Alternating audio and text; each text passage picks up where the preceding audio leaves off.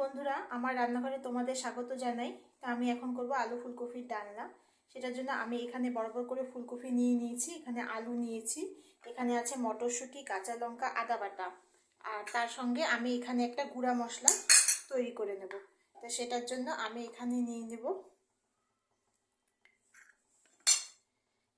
নেব অল্প পরিমাণে হলুদ, অল্প পরিমাণে জিরা, তার সাথে নেব আমি এখানে লঙ্কার গুঁড়া। আমি কোনো কাশ্মীরি লঙ্কার গুঁড়া ইউজ করছি না, আমি এমনি লঙ্কার গুঁড়া আমি ইউজ করছি। জিরার গুঁড়া আর একটু জিরার গুঁড়া নিয়ে আমি এটাকে জল দিয়ে গুলে নেব।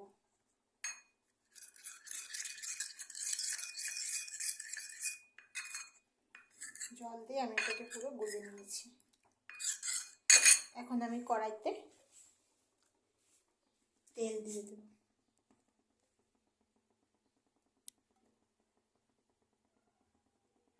তেলটা একবারই দিয়ে দেব যাতে বারবার দিতে না হয়।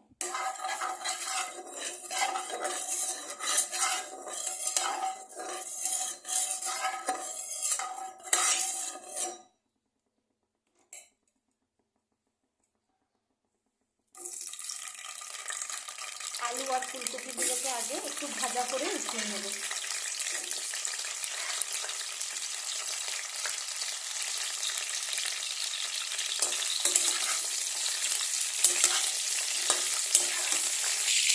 দিয়ে দেবো অল্প পরিমাণে লবণ, অল্প পরিমাণে হলুদ।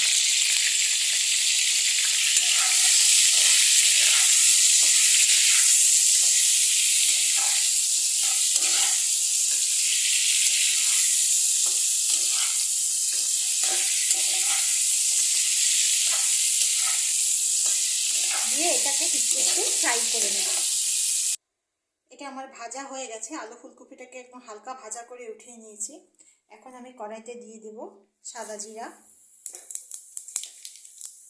তেজপাতা আর শুকনো লঙ্কা ফোড়ন দিয়ে এটাকে একটু ভালো করে নাড়ব।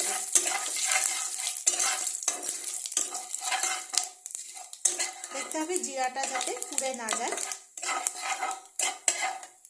আঁচটাকে একদম কমিয়ে দিয়ে এটাকে একটু নেড়ে এই 3-4 সেকেন্ড নেড়ে নাড়ার পরে এটার উপর দিয়ে আমি এখান দিয়ে দেবো আদা বাটা।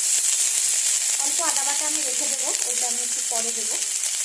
এই আদা বাটা দিয়ে এটাকে তেলের সাথে এটাকে ভালো করে মিক্স করতে হবে। এটা ওই 2-3 সেকেন্ড এটাকে একটু নাড়িয়ে গুলে রাখা মশলাটা আমি দিয়ে দেবো। এখানে যে মশলাটা গুলে রেখেছি মশলাটা আমি দিয়ে দেবো। একটু জল দিয়ে গুলেও মশলাটা আমি দিয়ে দিলাম। আঁচটাকে মিডিয়াম করে দেবো, করে দিয়ে এখন এটাকে একটু ভালো করে কষাবো। তার মধ্যে দিয়ে দেবো আমি পরিমাণ মতো লবণ। মিষ্টিটা আমি একটু পরে দেবো।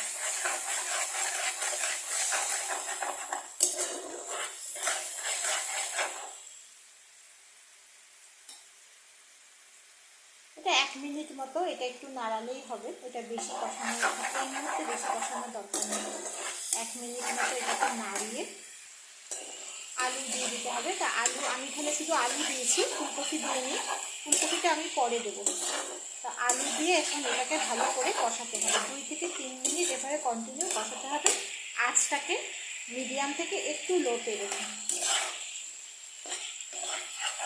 কলাই লেগে গেলে কিন্তু মুশকিল, যাতে কলাই যাতে লেগে না যায় সেই জন্য কন্টিনিউ 2 মিনিট মতো, 2 মিনিট কি 3 মিনিট এটাকে কন্টিনিউ নাড়তে হবে, যাতে জিরার যে কাঁচা গন্ধগুলো আছে মশলার, সেই কাঁচা গন্ধগুলো না থাকে।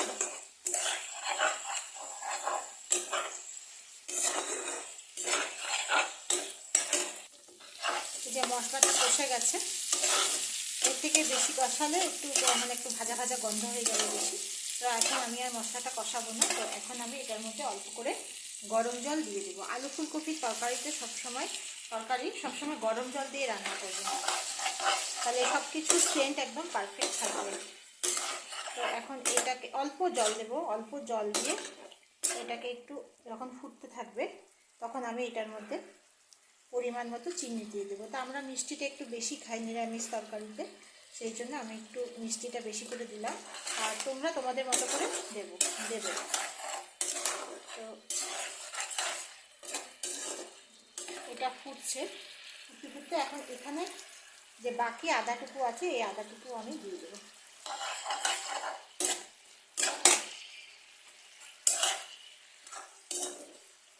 এখন আমি এখানে দিয়ে দেবো মটরশুঁটি।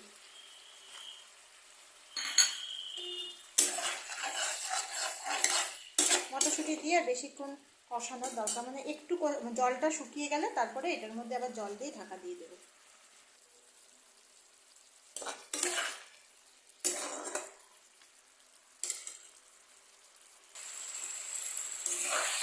জল মোটামুটি একটু শুকিয়ে এসছে, গ্যাসটাকে একদমই বাড়িয়ে দিয়েছি আমি জলটাকে শুকানোর জন্য, আর এটাও সুন্দরভাবে কষে যাবে। জল শুকানো পর্যন্ত একটু নাড়লে ভালো।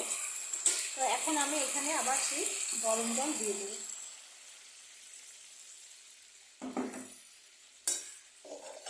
গরম জল দিয়ে যেহেতু আমি একটু মাখা মাখা করবো, হালকা ঝোল ঝোল মাখা মাখা, তো আমি এরকমই জল দেবো, তোমরা তোমাদের মতো করে জল দিও। তো আমি এখন এটাকে ঢাকা দিয়ে দেবো।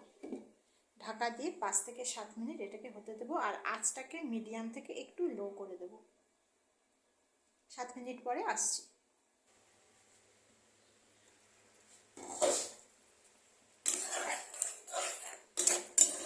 ঝোলটা মোটামুটি শুকিয়ে গেছে, আর এখানে আলুটাও সিদ্ধ হয়ে গেছে। এখন এটার মধ্যে আমি এই ফুলকপিগুলোকে দিয়ে দেব।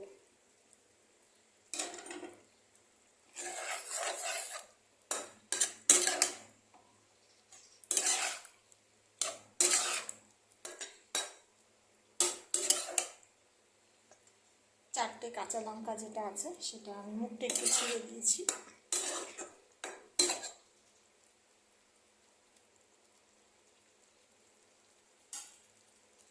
এখন এটার মধ্যে জাস্ট একটু জল দেব, জল দিয়ে এটাকে জাস্ট 1 মিনিট ফুটবে, 1 মিনিট হবে, তারপরে এসে এটাকে বন্ধ করব।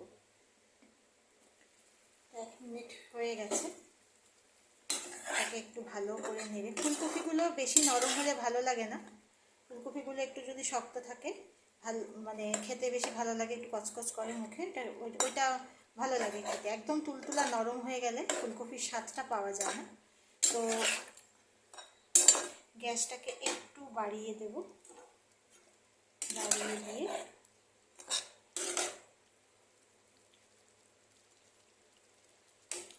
এটা আরেকটু হবে, ফুলকপিটা আরেকটু হবে।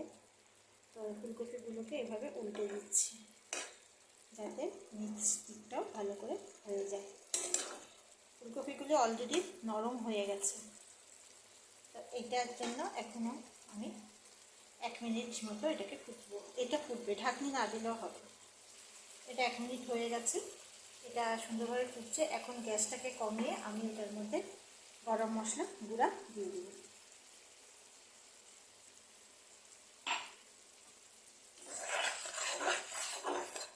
দিয়ে এটাকে একটু ভালো করে নাড়বো, ভালো করে নেড়ে এটাকে এখন বন্ধ করে দেবো। তো আমার এই রেসিপিটা যদি ভালো লেগে থাকে তাহলে লাইক, শেয়ার আর সাবস্ক্রাইব করে দেবে। কমেন্টে জানিও কেমন লাগলো। তো আজকের জন্য টাটা।